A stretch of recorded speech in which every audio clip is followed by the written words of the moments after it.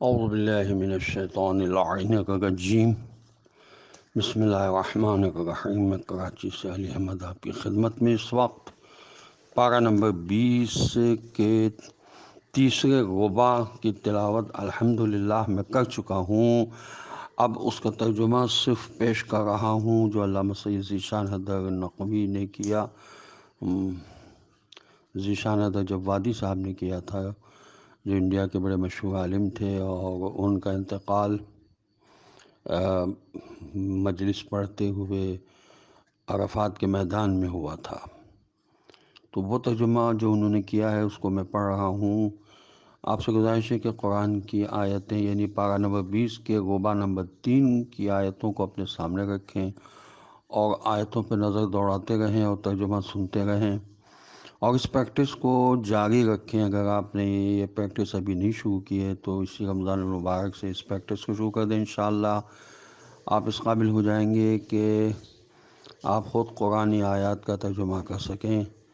اگر انشاءاللہ تائید امام زمانہ جل اللہ تعالی حاصل رہی۔ خدا کا شکر ہے کسی حد تک یہ میرا تجربہ ہے، اور یہ اگر انسان محنت کرے، کوشش کرے تو اس کو یہ قدرت حاصل ہو سکتی ہے۔ بسم اللہ الرحمن الرحیم، بنام خدائے رحمان الرحیم۔ آیت نمبر 52 سے ترجمہ کر رہا ہوں سورہ قصص کی۔ جن لوگوں کو ہم نے اس سے پہلے کتاب دی ہے وہ اس قرآن پر ایمان رکھتے ہیں، اور جب ان کے سامنے اس کی تلاوت کی جاتی ہے تو کہتے ہیں کہ ہم ایمان لے آئے، یہ ہمارے رب کی طرف سے برحق ہے، اور ہم تو پہلے ہی سے تسلیم کیے ہوئے تھے۔ یہی وہ لوگ ہیں جن کو دوہری جزا دی جائے گی کہ انہوں نے صبر کیا ہے، اور یہ نیکیوں کے ذریعے برائیوں کو دفع کرتے ہیں، اور ہم نے جو رزق دیا ہے اس میں سے خرچ کرتے ہیں، اور جب لوگ بات سنتے ہیں تو کنارہ کشی اختیار کرتے ہیں اور کہتے ہیں کہ ہمارے لیے ہمارے اعمال ہیں اور تمہارے لیے تمہارے اعمال ہیں، تم پر ہمارا سلام کہ ہم جاہلوں کی صحبت پسند نہیں کرتے ہیں۔ پیغمبر صلی اللہ علیہ وسلم، بے شک آپ صلی اللہ علیہ وسلم جسے چاہیں اسے ہدایت نہیں دے سکتے ہیں، بلکہ اللہ جسے چاہتا ہے ہدایت دے دیتا ہے، اور وہ ان لوگوں سے خوب باخبر ہے جو ہدایت پانے والے ہیں۔ اور یہ کفار کہتے ہیں کہ ہم آپ صلی اللہ علیہ وسلم کے ساتھ حق کی پیروی کریں گے تو اپنی زمین سے اچک لیے جائیں گے، تو کیا ہم نے انہیں ایک محفوظ حرم پر قبضہ نہیں دیا ہے جس کی طرف ہر شے کے پھل ہماری دی ہوئی روزی کی بنا پر چلے آ رہے ہیں، لیکن ان کی اکثریت سمجھتی ہی نہیں ہے۔ اور ہم نے کتنی ہی بستیوں کو ان کی معیشت کے غرور کی بنا پر ہلاک کر دیا۔ اب یہ ان کے مکانات ہیں جو ان کے بعد پھر آباد نہ ہو سکے مگر بہت کم، اور در حقیقت ہم ہی ہر چیز کے وارث و مالک ہیں، اور آپ صلی اللہ علیہ وسلم کا پروردگار کسی بستی کو ہلاک کرنے والا نہیں ہے جب تک کہ اس کے مرکز میں کوئی رسول نہ بھیج دے جو ان کے سامنے ہماری آیات کی تلاوت کرے، اور ہم کسی بستی کے تباہ کرنے والے نہیں ہیں مگر یہ کہ اس کے رہنے والے ہی خود ظالم ہوں۔ یقیناً صبر کا اجر دوہرا ہوتا ہے، اس لیے کہ صابر جس قوت اور حوصلے کا مظاہرہ کرتا ہے اس کا مظاہرہ مقابلہ کرنے والا نہیں کر پاتا، اور اس طرح صابر کے دل کی حسرت نکل جاتی ہے۔ لیکن صبر کے لیے ضروری ہے کہ مصلحت کے مطابق ہو، ورنہ مجبوری اور بے کسی یا بے حیائی کا نام صبر نہیں ہے۔ اور جو کچھ بھی تمہیں عطا کیا گیا ہے یہ چند روزہ لذت دنیا اور زینت دنیا ہے، اور جو کچھ بھی خدا کی بارگاہ میں ہے وہ خیر اور باقی رہنے والا ہے۔ کیا تم اتنا نہیں سمجھتے؟ کیا وہ بندہ جس سے ہم نے بہترین وعدہ کیا ہے اور وہ اسے پا بھی لے، اس کے مانند ہے جسے ہم نے دنیا میں تھوڑی سی لذت دے دی ہے، اور پھر وہ روز قیامت خدا کی بارگاہ میں کھینچ کر حاضر کیا جائے گا، جس دن خدا ان لوگوں کو آواز دے گا کہ میرے وہ شرکا کہاں ہیں جن کی شرکت کا تمہیں خیال تھا؟ تو جن شرکا پر عذاب ثابت ہو چکا ہوگا وہ کہیں گے کہ پروردگار یہ ہیں وہ لوگ جن کو ہم نے گمراہ کیا ہے، اور اسی طرح گمراہ کیا ہے جس طرح ہم خود گمراہ ہوئے تھے،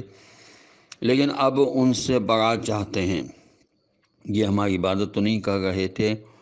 تو کہا جائے گا کہ اچھا اپنے شرکا کو پکارو، تو وہ پکاریں گے لیکن کوئی جواب نہ پائیں گے بلکہ عذاب ہی کو دیکھیں گے، تو کاش یہ دنیا ہی میں ہدایت یافتہ ہو جاتے۔ اور جس دن خدا ان سے پکار کر کہے گا کہ تم نے ہمارے رسولوں کو کیا جواب دیا تھا، تو ان پر ساری خبریں تاریک ہو جائیں گی، اور وہ آپس میں ایک دوسرے سے سوال بھی نہ کر سکیں گے۔ لیکن جس نے توبہ کر لی اور ایمان لے آیا اور نیک عمل کیا، وہ یقیناً فلاح پانے والوں میں شمار ہو جائے گا۔ اور آپ صلی اللہ علیہ وسلم کا پروردگار جسے چاہتا ہے پیدا کرتا ہے اور پسند کرتا ہے، ان لوگوں کو کسی کا انتخاب کرنے کا کوئی حق نہیں ہے۔ خدا ان کے شرک سے پاک اور بلند و برتر ہے۔ اور آپ صلی اللہ علیہ وسلم کا پروردگار ان چیزوں کو بھی جانتا ہے جو یہ اپنے سینوں میں چھپائے ہوئے ہیں، اور انہیں بھی جانتا ہے جن کا یہ اعلان و اظہار کرتے ہیں۔ وہ اللہ ہے جس کے علاوہ کوئی دوسرا خدا نہیں ہے، اور اول و آخر اور دنیا و آخرت میں ساری حمد اسی کے لیے ہے، اسی کے لیے حکم ہے، اور اسی کی طرف تم سب کو واپس جانا پڑے گا۔ آپ صلی اللہ علیہ وسلم کہیے کہ تمہارا کیا خیال ہے، اگر خدا تمہارے لیے رات کو قیامت تک کے لیے ابدی بنا دے، تو کیا اس کے علاوہ اور کوئی معبود ہے جو تمہارے لیے روشنی کو لے آ سکے؟ تو کیا تم اس بات کو سنتے نہیں ہو؟ اور کہیے کہ اگر وہ دن کو قیامت تک کے لیے دائمی بنا دے، تو اس کے علاوہ کون معبود ہے جو تمہارے لیے وہ رات لے آئے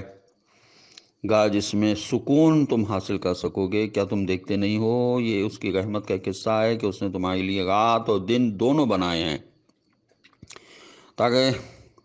تم آرام بھی کر سکو، رزق بھی تلاش کر سکو، اور شاید اس کا شکریہ بھی ادا کر سکو۔ اور قیامت کے دن خدا انہیں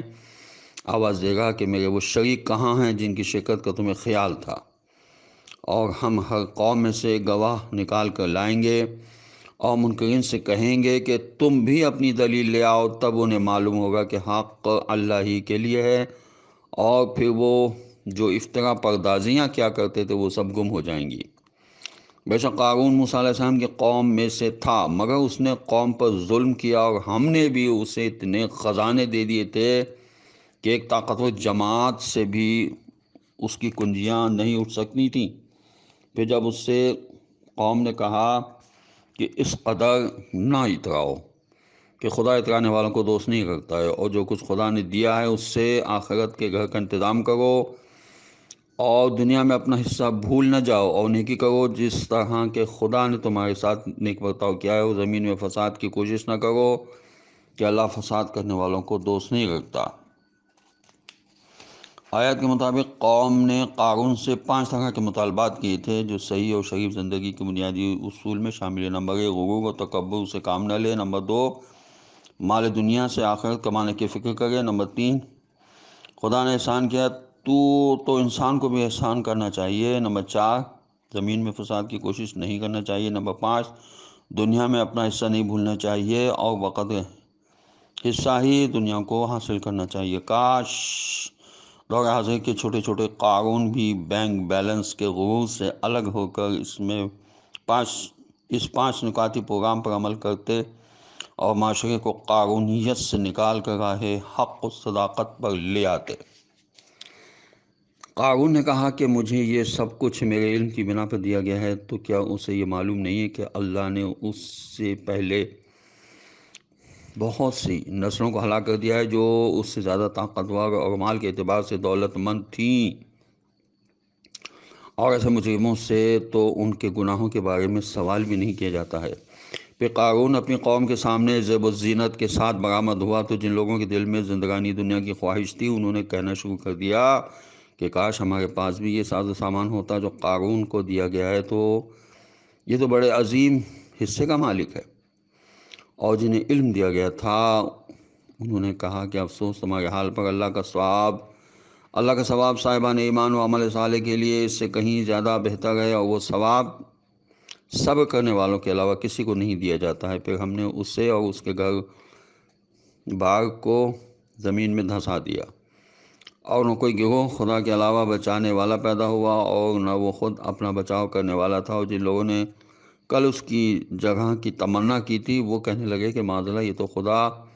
جس بندے کے لیے چاہتا ہے اس کے رزق میں وسعت پیدا کر دیتا ہے، اور جس کے یہاں چاہتا ہے تنگی پیدا کر دیتا ہے۔ اگر اس نے ہم پر احسان نہ کر دیا ہوتا تو ہمیں بھی دھنسا دیا ہوتا۔ معاذ اللہ، کافروں کے لیے واقعاً فلاح نہیں ہے۔ یہ دار آخرت وہ ہے جس سے ہم ان لوگوں کے لیے قرار دیتے ہیں جو زمین میں بلندی اور فساد کے طلبگار نہیں ہوتے ہیں، اور عاقبت تو صرف صاحبان تقوی کے لیے ہے۔ جو کوئی نیکی کرے گا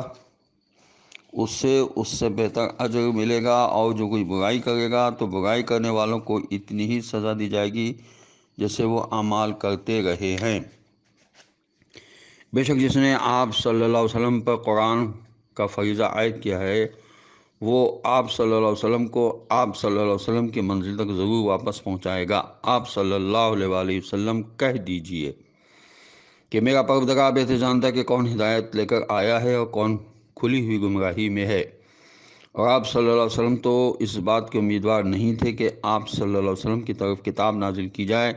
یہ تو رحمت پروردگار ہے، لہذا خبردار آپ صلی اللہ علیہ وسلم کافروں کا ساتھ نہ دیجیے گا، اور ہرگز یہ لوگ آیات کے نازل ہونے کے بعد ان کی تبلیغ سے آپ صلی اللہ علیہ وسلم کو روکنے نہ پائیں گے۔ اور آپ صلی اللہ علیہ وسلم اپنے رب کی طرف دعوت دیجیے، اور خبردار مشرکین میں سے نہ ہو جائیے گا، اور اللہ کے ساتھ کسی دوسرے خدا کو مت پکارو کہ اس کے علاوہ کوئی معبود نہیں ہے، اس کی ذات کے ماں سوا ہر شے ہلاک ہونے والی ہے، اور تم سب اسی کی بارگاہ کی طرف پلٹائے جاؤ گے۔ جہاں پر الحمدللہ ترجمہ ختم ہوا، اور بس تھوڑی سی تشریح ہے کہ ظاہر ہے کہ خدا اپنے علم میں کسی امتحان کا محتاج نہیں ہے، وہ سب کے حالات سے بخوبی واقف ہے۔ یہ امتحان صرف اتمام حجت کے لیے ہوتا ہے تاکہ لوگ اس کے فیصلے پر انگلی نہ اٹھا سکیں اور خود تجربہ کر کے دیکھ لیں کہ منزل مصائب میں ان کا کردار کیا ہوتا ہے، اور راہ خدا میں ان کی قربانیوں کی کیفیت کیا ہوتی ہے، ورنہ وہ کسی بات سے بے خبر نہیں ہے، اور نہ کوئی اس سے بچ کر نکل سکتا ہے۔ ہم سب حالت امتحان میں ہیں، خدا ہم سب کو اتنی توفیق عطا فرمائے کہ ہم انتہائی صبر و شکر کے ساتھ اپنی زندگی گزاریں۔ اللہ کا شکر ہے، اس نے ہمیں بہت صلاحیتیں عطا فرمائی ہیں، اور جو کچھ بھی اس نے ہمیں اختیارات دی ہیں، خدا ہمیں توفیق عطا فرمائے کہ ہم ان کو صحیح استعمال کریں، اور جو خدا نے ہمیں نعمتیں عطا فرمائی ہیں ان کا شکر کرنے کی ہمیں توفیق نصیب ہو، اور جو مرحوم ہو چکے ہیں خدا ان سب کی مغفرت فرمائے، جو بیمار ہیں خدا ان سب کو شفائے کلی عطا فرمائے۔ السلام علیکم ورحمۃ اللہ وبرکاتہ۔